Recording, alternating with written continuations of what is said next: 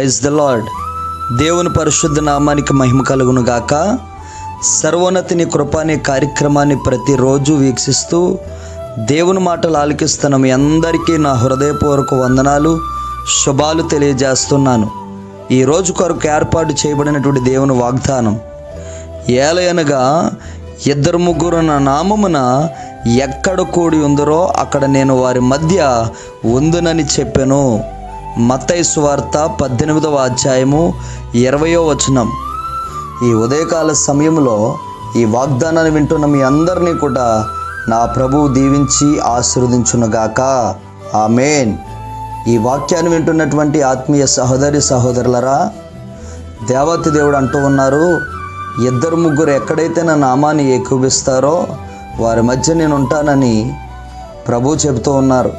ఆయన నిన్న నేడు రేపు ఏకరీతిగా ఉన్నటువంటి దేవుడై ఉన్నాడు. ఆయన ఇచ్చిన మాట ఏదైనా సరే భూమి ఆకాశములు గతించిపోయినా కానీ ఆయన ఇచ్చినటువంటి మాట ఎన్నడూ కూడా గతించిపోదని దేవుని యొక్క మాటలు వాగ్దానము బైబిల్ తెలియజేస్తోంది. మన ప్రభు అంటూ ఉన్నారు, ఎక్కడ ఇద్దరు ముగ్గురు ఏకీభవిస్తారో వారి మధ్య నేను ఉంటానని సెలవిస్తూ ఉన్నారు. లోకానుసారముగా ఏకీభవించేటువంటి వారి మధ్యన దేవుడు ఉండడండి.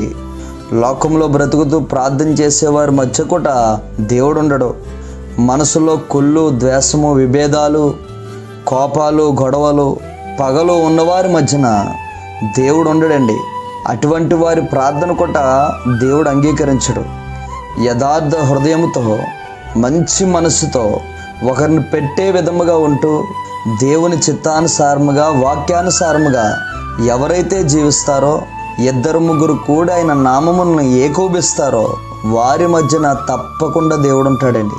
వారి ప్రార్థన దేవుడు విని ఆలకించి అంగీకరించి గొప్ప కార్యాలు వారి జీవితాల్లో నెరవేరుస్తాడు. జ్ఞానముతోనూ సమృద్ధితోనూ దేవుడు వారిని నింపుతాడండి. ఈ రోజుకి కూడా మీ ఇష్టానుసారంగా మీరు బ్రతుకుతున్నారేమో, దేవునికి విరోధముగా బ్రతుకుతున్నారేమో, చాలా సందర్భాల్లో లోకానుసారమైనటువంటి విషయాలను మనసులో పెట్టుకొని జీవిస్తూ ఉన్నారేమో, చాలా సందర్భాల్లో లోక సంబంధమైనటువంటి ఆలోచన కలిగి ప్రార్థన చేశారేమో. అయితే దేవుడు ఈ దినాన్ని నీతో మాట్లాడుతూ ఉన్నాడు. ఈ రోజు నుంచి అయినా సరే లోకాన్ని విడిచిపెట్టి మరి ముఖ్యంగా పరిశుద్ధ గ్రంథంలో నుండి దేవుడు తెలియజేసేటువంటి మాటలు మీ హృదయంలో ఉంచుకొని ఆ వాక్యానుసారముగా మీరు జీవించగలిగితే, ఆ దేవుని యొక్క ఆజ్ఞలను మీరు పాటిస్తూ ఆయన నామమును మీరు ఎప్పుడైతే ఏకీభవిస్తారో కుటుంబాలుగా, స్నేహితులుగా, బంధువులుగా మీరు ప్రార్థన చేయగలిగితే, ఒకవేళ ఒంటరిగా ఉన్నా సరే ఇటువంటి దేవుని మాటలన్నీ కూడా ఆలకిస్తూ వింటూ యథార్థంగా జీవించగలిగితే తప్పనిసరిగా మీ మధ్యన నా ప్రభు ఉండి మీ ప్రార్థన ఆలకిస్తాడు.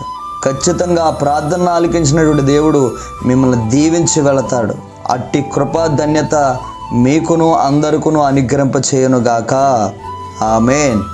ప్రార్థన. కృపా సత్య సంపూర్ణుడా, దయగలిగిన మా తండ్రి, ఈ దినాన మా కొరకు ఏర్పాటు చేయబడినటువంటి ఒక వాగ్దానాన్ని బట్టి నేను స్తుతిస్తూ ఉన్నాం. ఎంతమంది అయితే ఈ మాటలు ఆలకిస్తున్నారో వారి జీవితాల్లో గొప్ప మేలులు మీరు అనుగ్రహింపజేసి ఆశ్చర్యకరమైనటువంటి సంగతులు వారు చూచేటట్లుగా వారిని, వారి బిడ్డల్ని, వారి కుటుంబాలని, వారు చేసే ప్రయాణాల్లో కూడా మీరే క్షేమాన్ని అనుగ్రహింప చేయమని నజరేయుడైనటువంటి యేసుక్రీస్తు నామము పేరట ఈ యొక్క ప్రార్థన ద్వారా అడిగి పొందుకొనుచున్నాము తండ్రి. ఆమేన్. Praise the lord.